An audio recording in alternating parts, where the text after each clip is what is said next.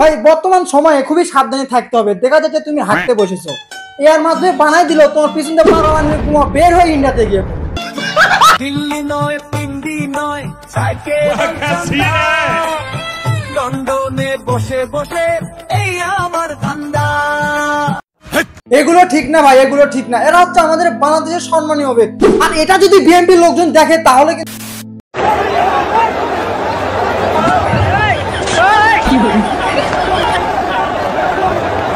Control ভাই control. এইভাবে যদি নিজেদের কর্মীদেরকে পিটাতে থাকেন তাহলে কিন্তু নেক্সট টাইমে আপনারা লোক খুঁজে পাবেন না। গাইস, আজকে আমি তোমাদের আমাদের বাংলাদেশের ছোট বড় যে রাজনীতিবিদ আছে, ছোট বড় যে রাজনৈতিক দল আছে, সেসব দলের যে নেতা কর্মী আছে, তাদের কিছু ফানি মুহূর্ত এবং তাদের কিছু উদ্ভট কথাবার্তা এবং তাদের উদ্ভট কর্মকাণ্ড আজকে তোমাদের কাছে আমি শেয়ার করব সেই ভিডিওগুলো। তো আমার ভিডিও শেষ পর্যন্ত দেখবে এবং তুমি যদি আমার চ্যানেল আজকে নতুন হয়ে থাকো তাড়াতাড়ি সাবস্ক্রাইব করো এবং এদের ভিতরে কোন নেতার মধ্যে তোমাকে সবথেকে বেশি হাসিয়েছে সেটাও তুমি কমেন্টে বলে দিও তার নাম। हाय हाय इतना सुकून।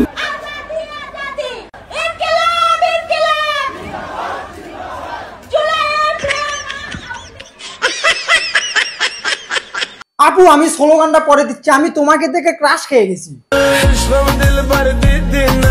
ইনি হচ্ছেন আমাদের বাংলাদেশের এনসিপির সুন্দরী নেত্রী। আপু সবাইকে শিখাই দিচ্ছে কিভাবে স্লোগান দিতে হয়। আপু আপনি আমাকে একটু শিখাই দেন কিভাবে সিনিয়র আপুদের পটাতে হয়। আমরা জয় বাংলার লোক হইয়া জামাত ইসলামের মিছিলে অংশগ্রহণ করছি। বিরাট বড় বিক্ষোভ মিছিল চলতেছে রোডমোড ব্লক হইয়া। মোবাইল চালান দেয় কইতে পারি না সবাই।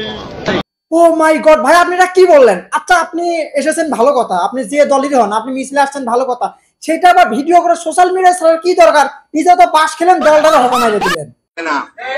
আমরা নিরাপদ চাই, নিরাপদ সড়ক চাই।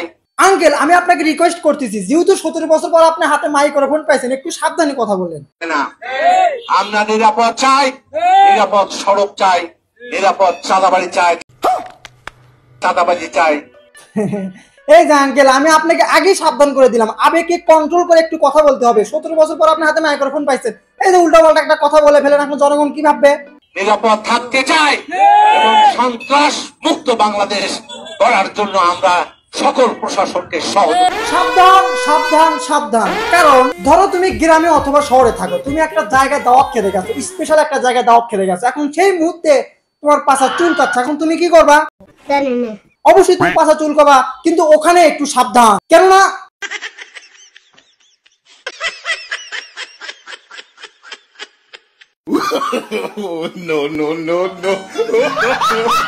হালায় কামড়াই করছে কি? আরে ভিডিও ম্যান তুই আর কি জায়গা পাসনি ভিডিও করার? ভাইটা একটু চুলকাচ্ছে, সমস্যা কি? অন্য জায়গায় ভিডিও কর, ওখানে চুলকাচ্ছে ওখানে ভিডিও করতে হবে। ভাই সাবধান, এখন মানুষের হাতে আছে সিসি ক্যামেরা, সো হাঁটতে মুখতে পাছা চুলকাতে মেয়েদেরকে দেখতে প্রেম প্রীতি করতে, এগুলো এখন সাবধানে করতে হবে।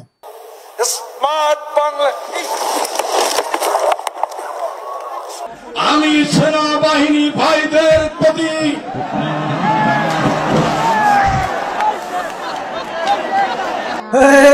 এইরকমই আজকে মজার মজার ভিডিও তোমাদের কাছে আমি শেয়ার করব। আমি এসেছি ইনভায়াস, তাড়াতাড়ি আমার চ্যানেলটা সাবস্ক্রাইব করো।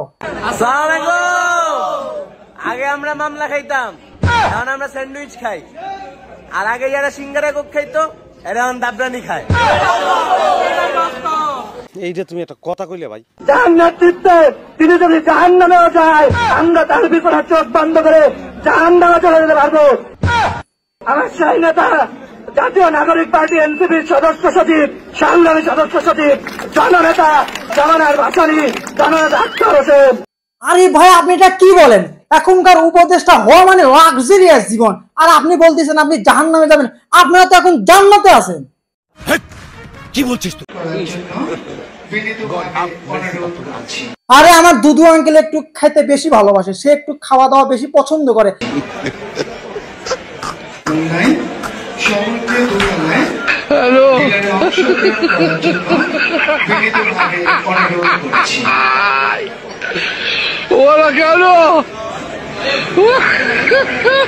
তাকে একটু বেশি করে দেন, সে একটু বেশি করে চাইছে, এখানে খারাপের কি আছে? সে একটু বেশি খেতে পছন্দ করে, একটু বেশি করে দেন।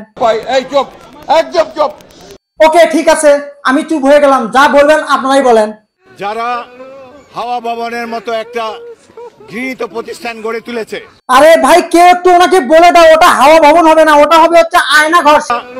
হাওয়া ভবনের মতো একটা ঘৃণিত প্রতিষ্ঠান গড়ে তুলেছে, বহু মানুষকে নির্বিচারে গুম করেছে, হত্যা করেছে। তারা সকলেই বহাল তবিয়তে যে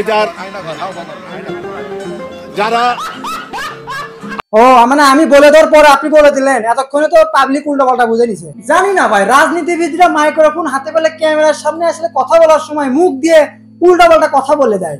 আসলে ওই সময় কি ওদের মাথা কি সবসময় গরম থাকে? একটু ঠান্ডা মাথায় কথা বলতে হবে, কেননা এখন ওই যে আপাকে তো দেখছেন মুখ পোস্টে কি বলে ফেলে দিছিল, সো সাবধানে কথা বলতে হবে। আসুন আমাদের গাড়ির নিকট, দেখুন আমাদের মলমগুলো। একটি পাগলা মলম আপনার হাতে দিয়ে চ্যালেঞ্জ করি, মাত্র 3 থেকে 4 দিন মলমের খোঁটা দিয়ে ভালো করে চুলকাইয়া গরম পানিতে ধুয়ে। আমি কি বলবো ভাই, মানে কি জিনিস কি বানায় ফেলাই দিছে ওনারা, করতেছে প্রোগ্রাম, সেখানে কি লাগাই দিছে এডিটররা।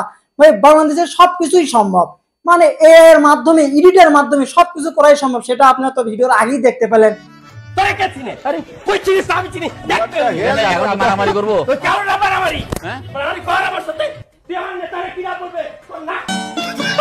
তোমরা কি জানো আমাদের বাংলাদেশের পরবর্তী প্রধানমন্ত্রী কে হবে? সমস্যা নেই, আমি বলতেছি। যে ন্যায় বিচার পাওয়ার অধিকার, সেরকম ইনসাফ ভিত্তিক একটি সমাজ প্রতিষ্ঠার জন্য ও মাই গড, আমি এটা কি দেখলাম? আমি জানি বাংলাদেশের প্রধানমন্ত্রী হতে গেলে অনেক জনসমর্থনের দরকার, অনেক জনসংখ্যা থাকতে হয় প্রোগ্রামে, কিন্তু এটা কি ভাই, এটা আসলে আশা করা যায় না। সো নাহিদ ভাই যেহেতু প্রধানমন্ত্রী হবে, তার জন্য শুভকামনা।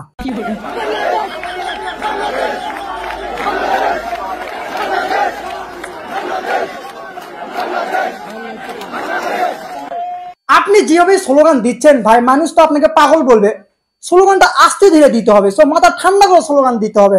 আপনি যেভাবে স্লোগান দিচ্ছেন, মানুষ তো উল্টো পাল্টা মানে ভেবে দিতে পারে, মানে ভাবতে পারে।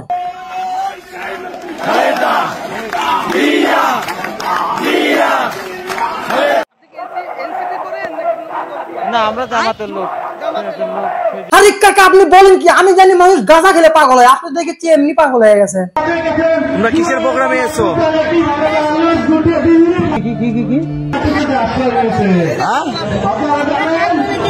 ছাত্রলীগের প্রোগ্রামে এসো। আরে পিচ্ছি, তুই এটা আমার সামনে বলছিস, পাবলিকের সামনে যেন এটা বলিস না। তুই গেছিস এনসিবির প্রোগ্রামে রে ভাই। আমি গান শুনতে আইছি। হ্যাঁ,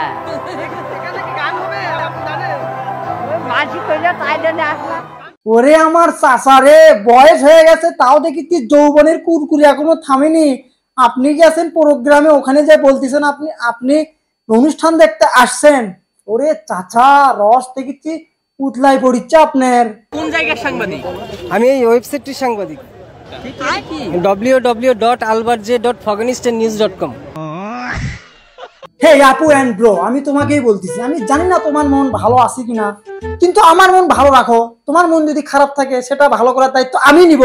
সো আমার চ্যানেলটা সাবস্ক্রাইব করো, আর এর থেকেও যদি সুন্দর সুন্দর ভিডিও দেখতে চাও, তাহলে তো সাবস্ক্রাইব করতে হবে, তো সাবস্ক্রাইব করো। না দেয় না, দিবে। টাকা দিবে? দিবে বলছে। কত টাকা দিবে? বলছে 300 করে। দলের নাম জানি না ভাই। এখানে কেন আসছে? হ্যাঁ, না মিছিল হইছে, মিটিং হইছে। এটা কাদের মিছিল? আমার খুবই কষ্ট হয় এসব লোকদের দেখলে। ওনাদেরকে ভুজুং ভাজুং বুঝিয়ে, উল্টো পাল্টা বুঝিয়ে, ওনারা তো মূর্খ মানুষ, সরল সাদা মানুষ, তাদেরকে উল্টো পাল্টা বুঝিয়ে অন্য একটা দলের নাম বলে, তা কি বলবো ভাই, মানুষ বড়ই অসহায় টাকার কাছে। টাকা। আমরা এখানে থাকি। আপনার দলের নাম কি? বিআরপি। বিআরপি দাবি কি আজকে? দাবি হচ্ছে আবু সাঈদের ফাঁসির দাবি চাই।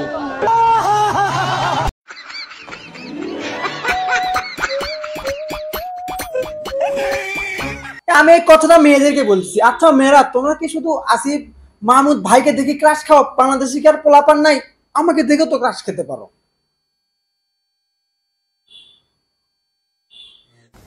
Nimda, dozras tell me, har tabush crack oikinim bomla, mohino zuku, lohakwe.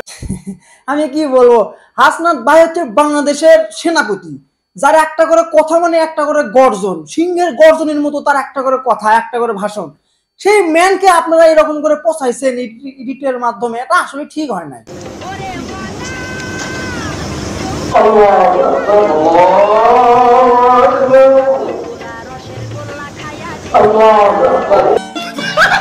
শুধু হাসনাত আব্দুল্লাহ না, আমি আপনি আমাদের বাংলাদেশের যত ইয়াং জেনারেশন পোলাপান আছে, যারা জেনজির সদস্য আছে, তারা সবাই আমাদের বাংলাদেশের একটা করে রত্ন। সো আমি আজকের ভিডিওটা এই পর্যন্তই, আমি ভিডিওটা শেষ করতে চাচ্ছি। আমি কাউকে উদ্দেশ্য করে কোনো কথাবার্তা বলিনি, কোনো রাজনৈতিক দল, কোনো রাজনৈতিক দলের নেতা কর্মীদেরকে আমি উদ্দেশ্য করে ছোট করার জন্য তাদেরকে আমি কিছু বলিনি। তো এখানে আমি যাদের মজার কিছু কর্মকাণ্ড, তাদের মজার কিছু মুহূর্ত আপনাদেরকে আমি বিনোদনের মাধ্যমে দেখালাম। তো আমার ভিডিওটা আজকে এই পর্যন্তই, দেখা হচ্ছে নেক্সট কোনো ভিডিওতে। সবশেষে একটা কথাই বলবো, আমরা বাংলাদেশের নাগরিক, আমরা বাংলাদেশে বসবাস করি, আমরা চাই সুন্দর শৃঙ্খলা একটা বাংলাদেশ। 17 বছর আমরা গুম, খুন, হত্যা মামলা এগুলো আমরা দেখেছি, এগুলো আমরা দেখতে চাই না। আমরা দেখতে চাই আগামীর নতুন একটা বাংলাদেশ। তো সবাই শান্তি শৃঙ্খলা বজায় রাখুন। দেশের যত রাজনৈতিক দল আছে তারা সবাই ঐক্যমত্য হয়ে বাংলাদেশকে সুন্দর একটা রাষ্ট্র তৈরি করুন। আজকের মনে বিদায় নিচ্ছি। বাই, ভালো থাকবেন, সুস্থ থাকবেন, আমার ভিডিওর সঙ্গে থাকবেন।